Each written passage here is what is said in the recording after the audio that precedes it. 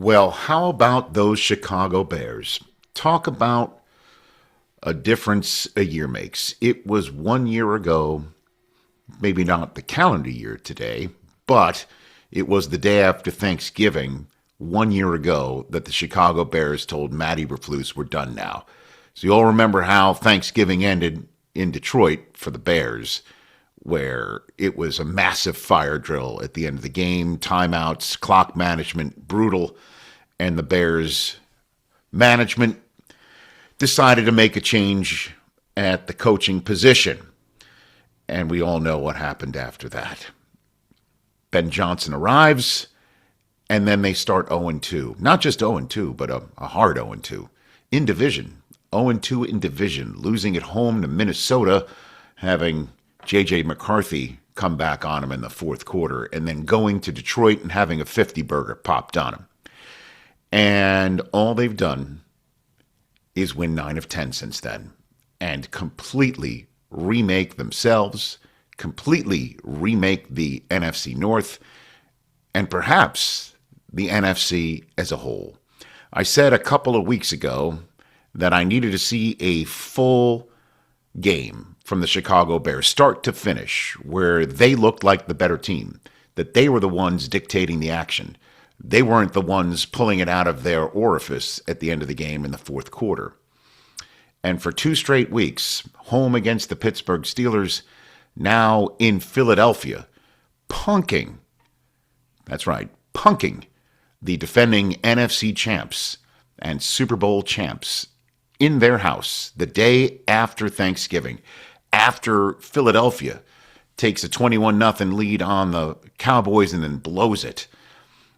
The fact that the Bears go into Philadelphia and blow the doors open, maybe not on the scoreboard, but it did not feel like it was a one-score game, 1-point game, one-score game as it was all the way deep into the second half.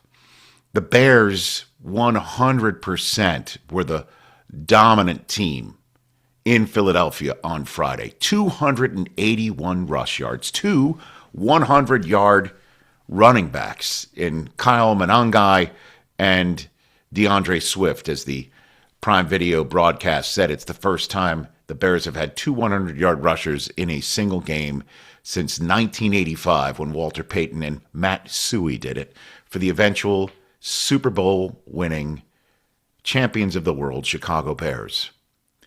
I got to tell you, I am very impressed what they have done. I'm now a believer. It did require, for me, over the last 2 weeks to see what they could do at home against a Steelers team that was beatable. And then going into Philadelphia was all bets are off, house money they're playing with. They're 8-3. They're 8-3 when no one expects them to be. But clearly that's not enough for Ben Johnson and the Bears. And Caleb Williams, I know he's not the most accurate guy, but he's not the one making mistakes. He did have a screen pass picked off, which did appear to be the game-changing moment after Philadelphia scored to make it 10-9, missing the extra point. Chicago gets the ball back, starts moving it down the field, and then all of a sudden, what did we see but that picked off pass? And then on top of that, the Eagles move down the field, have a tush push in the red zone, and not only do the Bears stop it, they turn Jalen Hurts over for the second time in the game.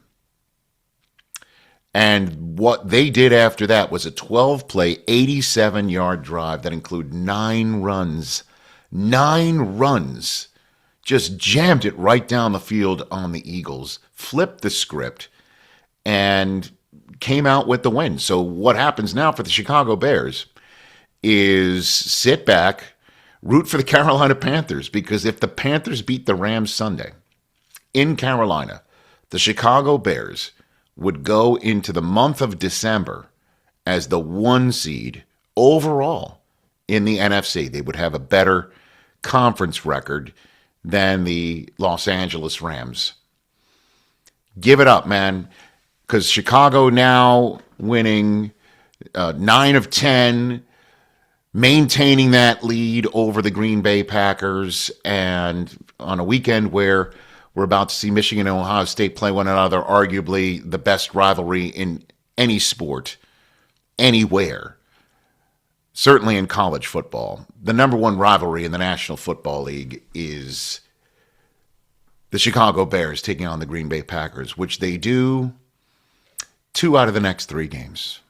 And it's right there. The NFC North is there for whoever sweeps this series, and the Bears can absolutely do it. So can the Packers, certainly with the way that they played in Detroit on Thanksgiving. But kudos to the Chicago Bears, man. Ladies and gentlemen, they are for real.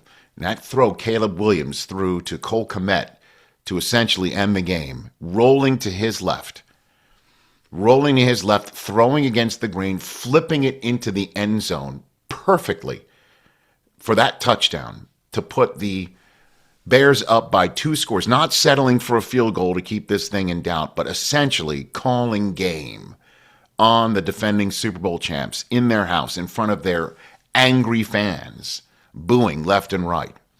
That's exactly why Caleb Williams was the first overall pick. That's exactly why Caleb Williams had the comparisons to Patrick Mahomes. That's why Caleb Williams won the Heisman Trophy. That was the play right there, in which, to use the phrase in the movies of a diehard Bears fan, Vince Vaughn, he groaned up. He got all groaned up and groaned up and groaned up. Unbelievable stuff. Congratulations, Bears fans. You got a lot to believe in. And they're for real. They are in the mix. They're in the mix in the NFC North, leading it. And they are in the mix for the 1 seed coming out of Philadelphia. As for the Eagles, I'll make another video. Stand by. Hey, you made it all the way to the end. Thanks for that. Check us out every single day streaming live on Disney Plus and the ESPN app 12 to 3 Eastern.